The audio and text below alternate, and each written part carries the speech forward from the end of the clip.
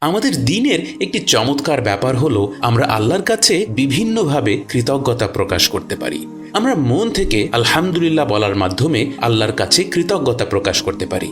আবার আমরা আল্লাহর দেয়া নিয়ামতগুলো আল্লাহ খুশি হন এমন কাজে ব্যবহার করার মাধ্যমেও কৃতজ্ঞতা প্রকাশ করতে পারি।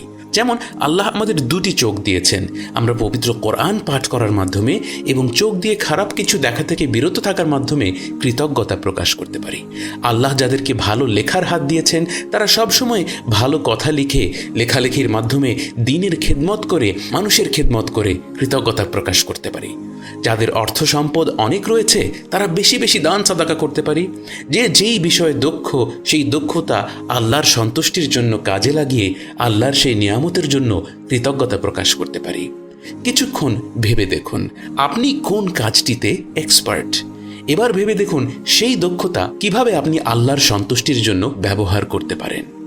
আলহামদুলিল্লাহ, সকল প্রশংসা আল্লাহর, যিনি আপনাকে তাঁর প্রতি কৃতজ্ঞ হওয়ার পথ দেখিয়ে দিয়েছেন।